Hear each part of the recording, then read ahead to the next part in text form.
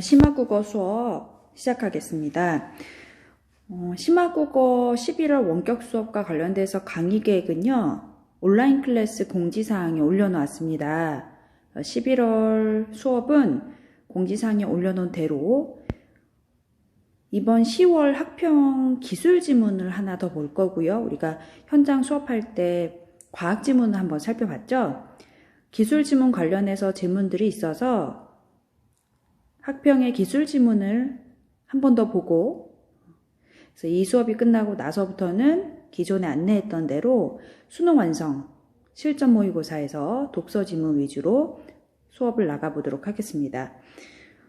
10월 학력평가 문제지와 해설지는 물론 이미 갖고 있는 친구들이 많겠지만, 만약에 없는 친구들은 온라인 클래스 보면 게시판 보면은 출석하고 수업 자료 게시판이 있어요.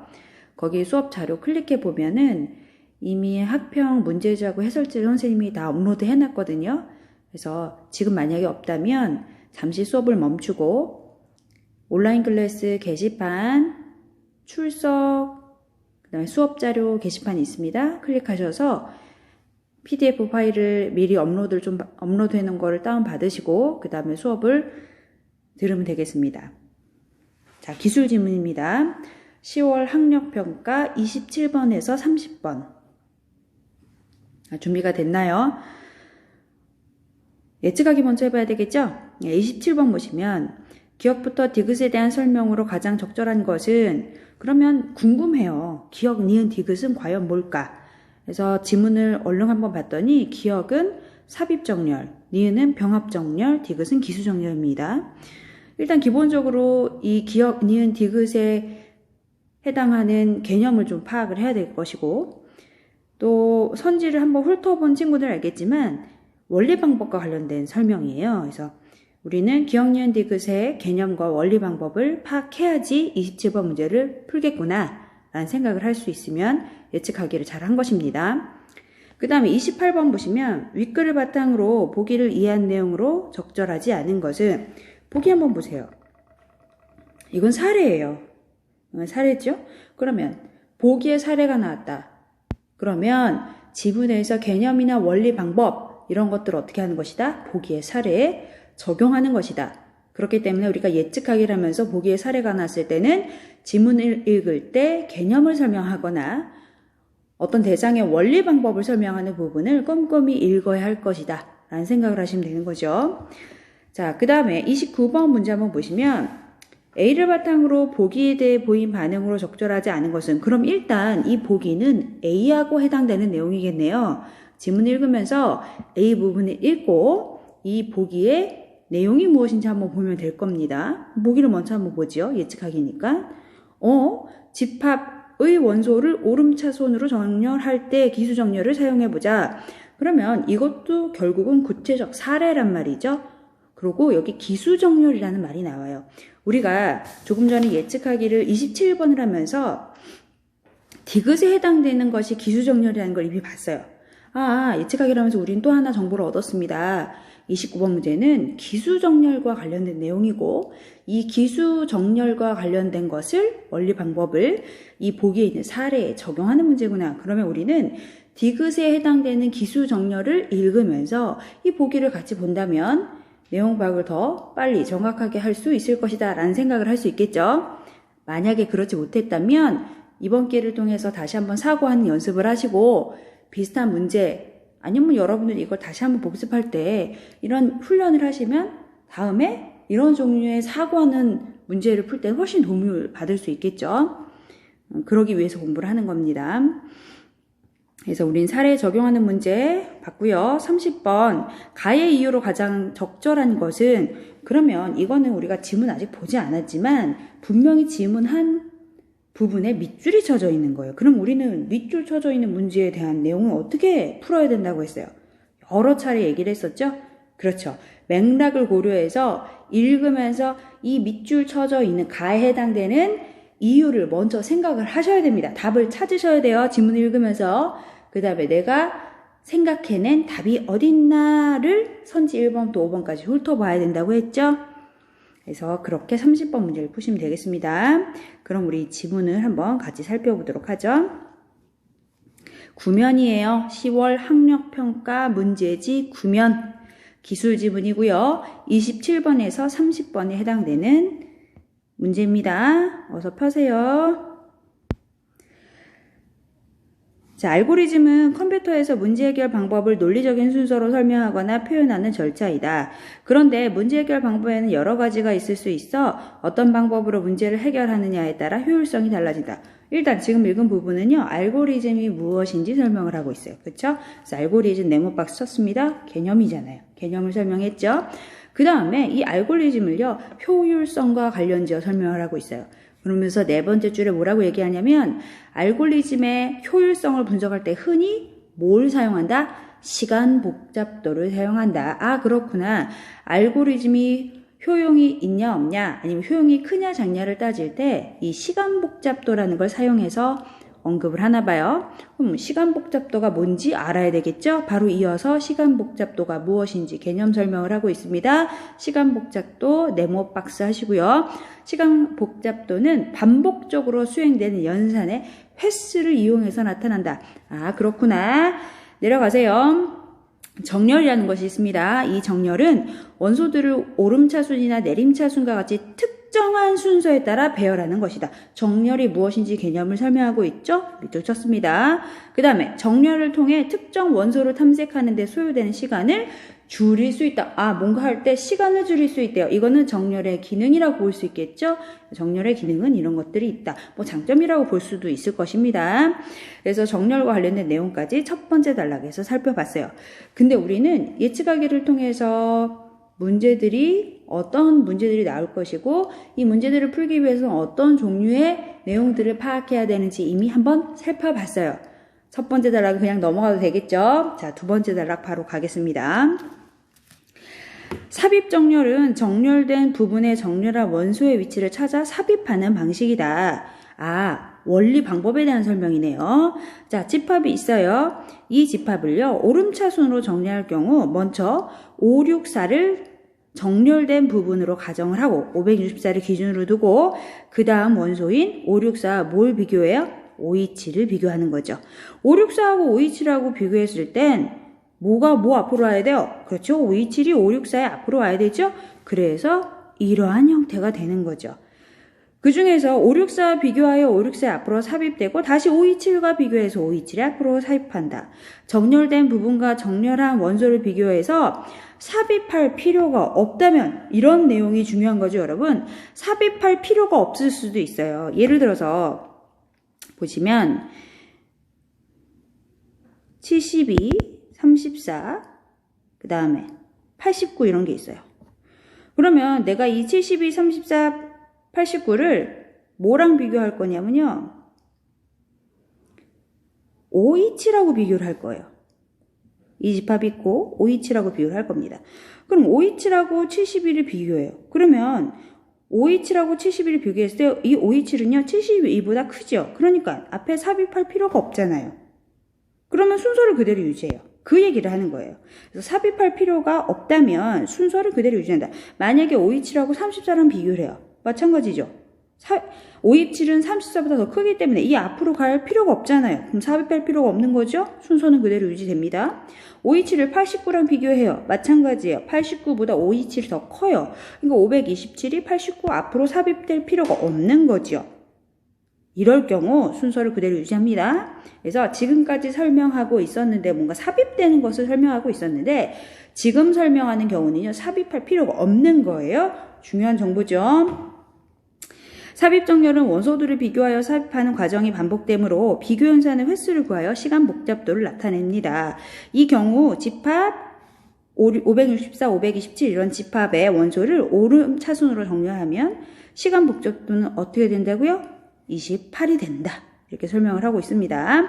한번 보세요, 여러분. 요 설명 과정을 한번 써봤어요. 지문에는 없기 때문에 한번 써봤습니다. 자, 527을 기준으로 두고 564랑 비교를 했어요. 그쵸? 비교 한번 했죠? 그 다음에 89를 두고 비교를 해요. 89랑 527 비교하고 89랑 564 비교하고 두 번 비교하네요. 그 다음에 72번도 쫙 이렇게 하다 보면 몇 번까지 나오냐면 1부터 7까지 나온다는 거예요. 이 숫자를 모두 더하면 몇이 된다고요? 시간 복잡도가 28이 됩니다. 그런 소리예요. 자, 그 다음에 세 번째 단락입니다. 병합 정렬은 정렬하려는 집합을 두 개의 부분 집합으로 반복 분할한 뒤 다시 병합하면서 하나의 정렬된 집합으로 만드는 방식이다. 집합을 이루는 원소의 개수가 적을수록 정렬에 필요한 연산 획수가 줄어든다. 이거 뭐예요? 밑줄 꼭 쳐놨어야 됐죠? 여러분들 지금 한번 문제지 보세요. 문제지 봤을 때 여기 밑줄 쳐져 있어요? 이건 중요한 원리죠? 뭐뭐일수록 뭐뭐다. 뭐뭐면 뭐뭐다. 이거 원리라고 했죠? 반드시 체크해 놓으세요. 집합을 이루는 원소의 개수가 적을수록 정렬에 필요한 연산 횟수가 줄어든다. 그치? 화살표도 같이 활용했습니다. 집합이 있어요. 이 집합의 원소를 오름차순으로 정렬할 때 병합 정렬을 사용할 경우에는 그림의 A와 같이 8개의 부분 집합이 될 때까지 전체 집합을 분할해요. 보세요. 한번 여러분 밑에 그림이 있습니다. 자, 5, 6, 4, 5, 2, 7, 8, 9, 7이 다 이렇게 집합이 있어요. 먼저 분할해요. 어떻게 해요? 반씩 잘라요. 이렇게 잘랐죠? 분할했습니다. 또 잘라요. 이렇게요. 그치? 분할했네요. 그 다음에 또 잘라요. 그럼 어떻게 돼요? 하나씩 분할이 다 되고 있죠? 그게 바로 A 부분이죠. 자, 먼저 이렇게 분할을 합니다. 그 후에 564와 527을 비교를 해요. 그치? 비교 한번 했어요. 그 다음에 순서를 어떻게 잡아요? 그치? 564랑 527을 비교했을 때 527이 564 앞에 오겠죠. 그 다음에 89하고 71을 비교합니다. 자, 비교 두 번째. 89랑 71을 비교해요. 그러면 72가 89 앞으로 와야 되겠죠? 그 다음에 병합하는 거죠. 그래서 72랑 89가 병합이 됐습니다. 자, 34랑 6도 비교합니다. 뭐가 와요? 그치, 34 앞에 6이 와야 되죠? 그 다음에 병합했네요. 자, 3하고 0 비교해요. 그치, 0하고 3 이 순서대로 와야 되죠? 그래서 0이 3 앞으로 옵니다. 그 다음에 병합이 됐어요. 이런 식으로 이 과정을 이어서 진행을 하면 그림과 같은 결과가 나오는 거죠. 병합 정렬은 원소들을 비교하여 정렬하는 과정이 반복되므로 마찬가지로 비교 연산의 횟수를 구하여 시간 복잡도로 나타낼 수 있다. 이거 밑줄 쳤어요, 여러분? 우리 지금 이 부분 여기 한번 보세요. 가와의 공통점이죠? 비교 연산의 횟수를 구하여 시간 복잡도를 나타낼 수 있다. 그런데 이 시간 복잡도는요, 아까 우리 삽입 정렬에서는 28번, 지금 뭐 보고 있어요? 병합 정렬. 분할한 다음에 다시 병합하는 병합 정렬은 12번이 나옵니다. 보세요. 여기 1, 1, 1, 1. 그치? 2, 2, 2. 그 다음에 뭐요? 요 71을 0. 그 다음에 71을 3. 71을 6. 71을 34하고 비교를 해요. 그래서 0이 제일 앞에 오고, 그 다음에 3, 6, 34, 그 다음에 72가 오고, 그 다음에 뒤에는 똑같게 오겠죠? 이런 과정을 반복해서 4번의 비교가 있었어요. 그러면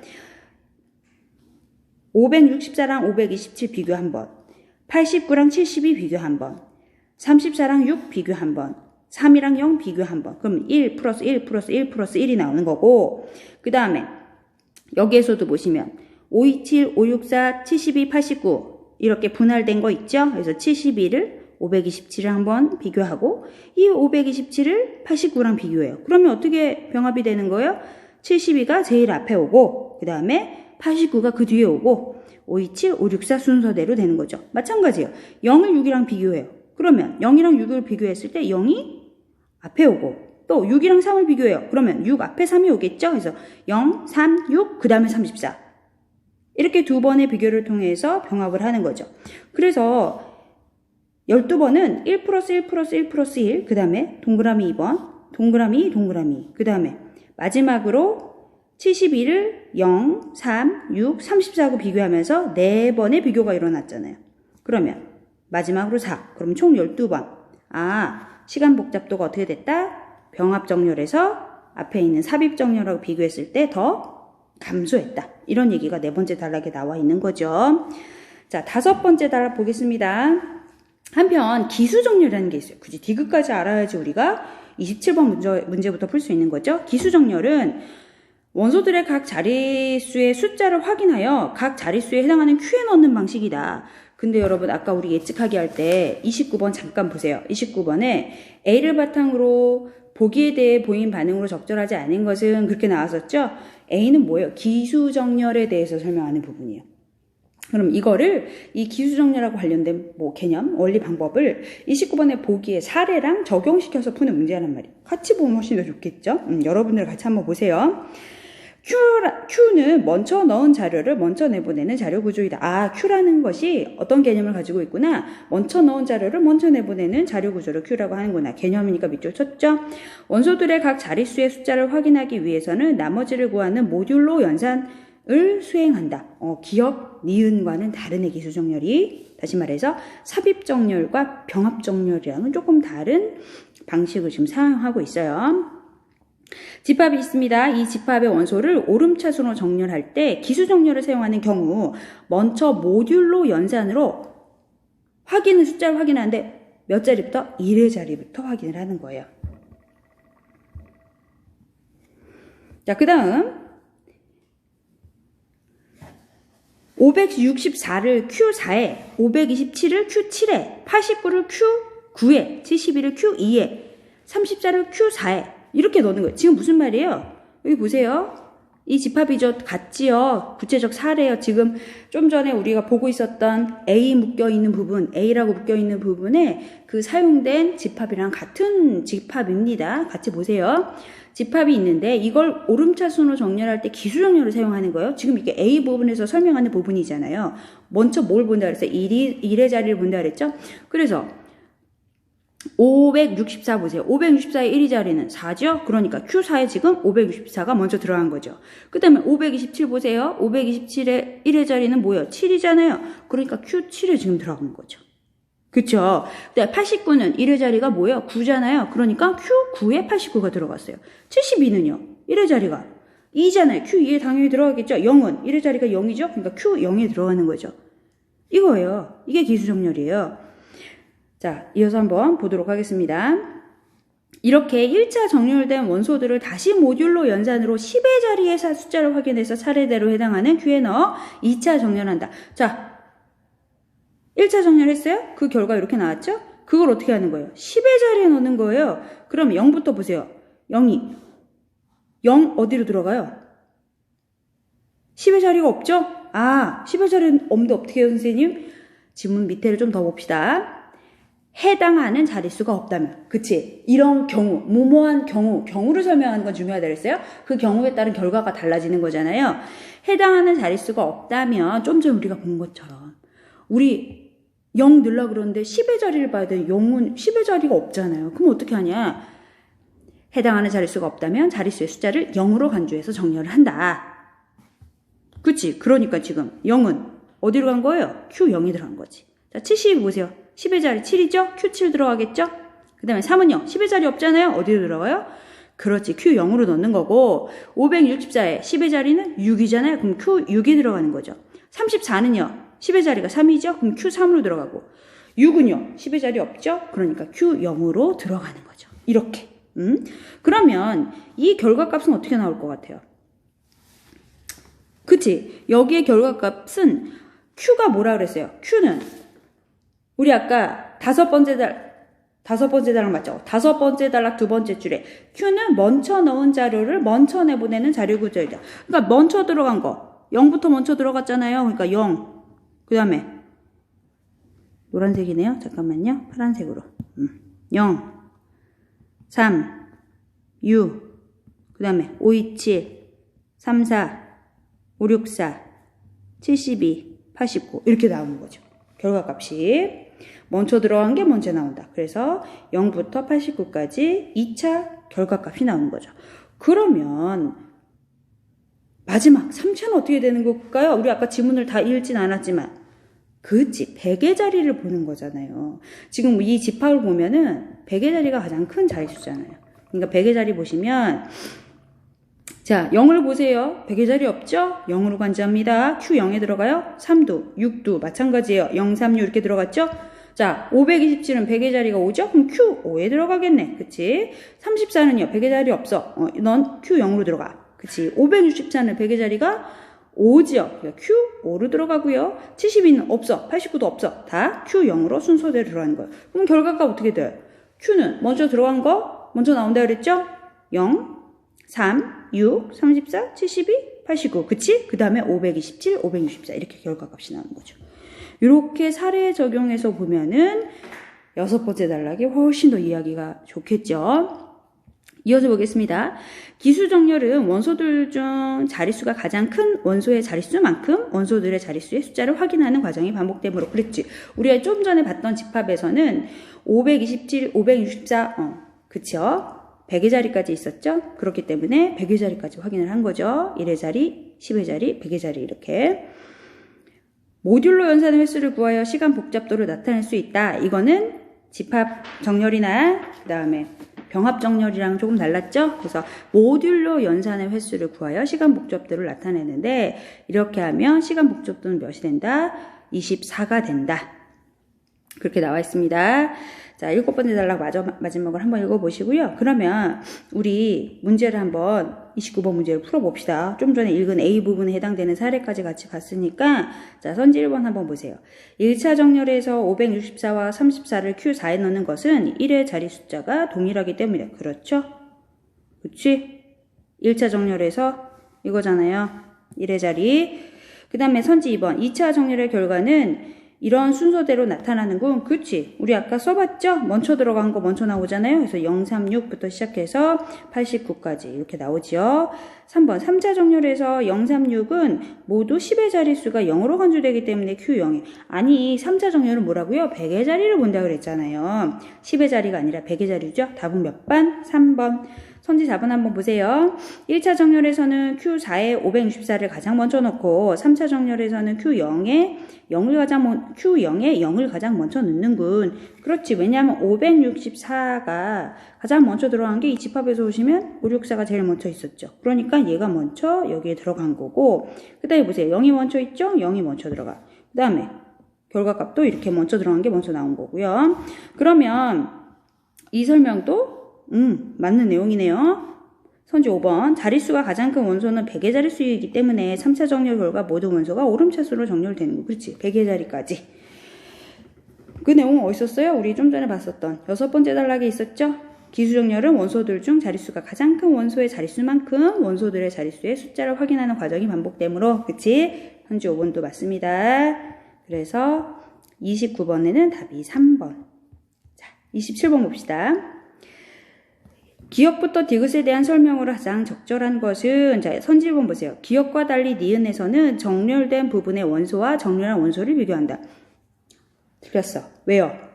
정렬된 부분의 원소와 정렬한 원소를 비교하는 거는 기역 니은에서 모두 일어났던 일이죠. 둘 다 비교하잖아요. 그래서 넌 앞으로 와. 너는 그냥 있어. 이런 식으로. 그러니까 이 달리라는 말 때문에 선지 1번 틀렸고 선지 1번 보세요. 니은과 달리 기역에서는 원소의 개수가 늘어날수록 정렬된 집합을 만들기 위한 연산 횟수가 감소한다. 얘들아, 뭐뭐일수록 뭐뭐이다. 그치? 아까 우리 3번째 단락에서 원리 나온 부분 밑줄 쳤었어요. 한번 3번째 단락 한번 여러분들 문제집 갖고 있는 친구는 얼른 한번 다시 한번 확인해 보세요. 거기서 뭐라 그랬으면 원소 개수가 뭐라고 돼 있어요? 원소 개수가 적을수록 정렬에 필요한 연산 횟수도 줄어든다 이렇게 되어 있죠. 그런데 개수가 늘어날수록 감소한다고 했으니까 이건 틀렸지. 증가한다가 맞겠죠. 그 다음에 선지 3번 니은과 달리 기역과 디귿에서는 집합을 각각의 원소로 분할하는 뒤 정렬한다. 분할해서 정렬하는 것은 기역, 니은, 디귿 중에 뭐였어요? 니은이었잖아요. 그치? 기역과 니은을 둘 다 비교하는 건 같았어요. 그치? 비교 연산의 횟수를 구해서 시간 복잡도 구하는 건 같았는데 니은 같은 경우 병합 정렬이라는 것은 차이점이 있다면 기역과의 차이점이 있다면 뭐예요? 그렇지. 뭐가 있어요? 분할이 있지. 그치? 병합 있지만 그 전에 분할이 먼저 일어나요. 잠깐만 보세요. 기억 안 나면. 보세요. 지금 A 값을 구하기 위해서 우리는 분할을 했어요. 삽입정렬에서는 분할이 없었죠. 병합만 했죠. 비교해서 병합만 했죠. 그런데 지금 병합정렬은 분할한 다음에 그 다음에 병합을 한단 말이에요. 봤죠?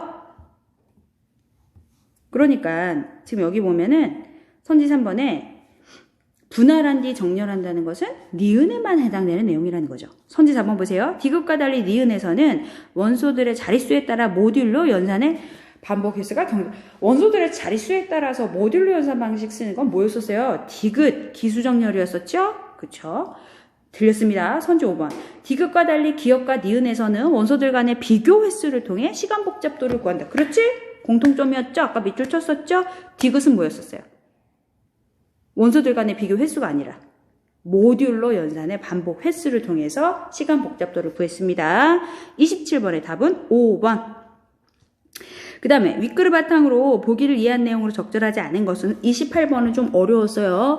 요번에 학력평가에서 오답률이 61%가 조금 안 됐는데 그 정도 되는 28번은 친구들이 좀 헷갈릴 수 있는 그런 문제였습니다. 한번 보겠습니다. 윗글을 바탕으로 보기를 이해한 내용으로 적절하지 않은 것은 자 선지 1번 A는 삽입정렬을 사용하면 시간 복잡도가 6번이 되겠군. A 한번 보세요. 시간 복잡도 한번 구해봅시다. 그럼 일단 527, 564 이거 비교해야 되죠? 그러면 이 527을 564랑 비교했을 때 527이 앞에 삽입이 되고 그 다음에 뒤에 564가 와요. 한번. 그 다음에 89를 이 527, 564 비교를 해야 되죠? 그러면 89랑 527을 비교해. 그러면 527 앞에 89가 삽입이 돼야 되겠네? 그 다음에 564는 89랑 비교했을 때 그치. 앞에. 그러면 또 89, 527, 564와 같은 차례가 돼요.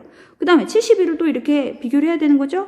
그러면 몇 번이 되는 거예요? 3번이 되는 거죠? 그러면 1 더하기 2 더하기 3 하면 6번이 되는 거죠. 맞네. A는 삽입정렬보다 병합정렬을 사용할 때 시간 복잡도가 감소하겠군. 이건 기본적으로 감소할 수 있을 거예요. 왜냐면 우리가 지금 앞에 지문에서 봤을 때 삽입정렬하고 병합정렬을 썼을 때 삽입정렬에서는 시간 복잡도가 여러분 나중에 한번 확인해 보세요. 지금 봐도 물론 되고요. 두 번째 단락의 밑에서 두 번째 줄 보시면 삽입정렬은 시간 복잡도가 28번이었어요. 그 다음에 세 번째 단락의 병합정렬은 시간 복잡도가 그치. 네 번째 단락 밑에서 두 번째 줄 보면 12번이어서 감소합니다. 기본적으로 분할하고 병합을 하면 이게 지금 같은 예는 아니지만 이렇게 계산을 해보면 감소할 것이에요. 그럼 한번 봅시다. 지금 보시면 삽입정렬보다 병합정렬을 사용할 때 시간 복잡도가 감소한다는 이 말은 삽입정렬할 때 우리 좀 전에 계산했죠? 6회. 그 다음에 병합정렬하면 몇 회가 돼요? 그치? 해봐야 되지. 보세요. 여기 보면은 요 위에 적어놨어요. A를 병합정렬로 하면 일단 다 분할을 해야 되죠. 하나씩 남게. 564, 527, 89, 72. 자, 그 다음에 비교해야 되죠? 564랑 527 비교해요. 그러면 527이 앞에 오고 564가 뒤에 오고 89랑 72 비교해요. 72가 앞에 오고 그 다음에 89가 뒤에 오고 한 번씩 비교를 했죠? 그 다음에 527을 72랑 비교합니다. 그 다음에 527을 89랑 비교해요. 그러면 72 앞으로 89, 그 다음에 527, 564. 그러면 한 번, 여기서 두 번 했죠. 그럼 1 더하기 1 더하기 2 하면 4회. 이렇게 되는 거죠? 감소하네. 답은 몇 번? 2번. 그렇죠? 증가가 아니라 감소. 선지 3번. B는 병합정렬보다 삽입정렬을 사용할 때 시간 복잡도가 감소하겠군. B를 보면 병합정렬보다 삽입정렬을 사용할 때 시간 복잡도가 감소한다고 그랬는데 지금 B와 같은 경우는 병합정렬하면 0, 3, 6, 34, 72, 89, 527, 564 일단 다 분할을 해야 되잖아요. 이제 그 다음에 비교하고 비교하는 거예요. 그 내용 어디 있었어요? 아까 몇 번째 단락?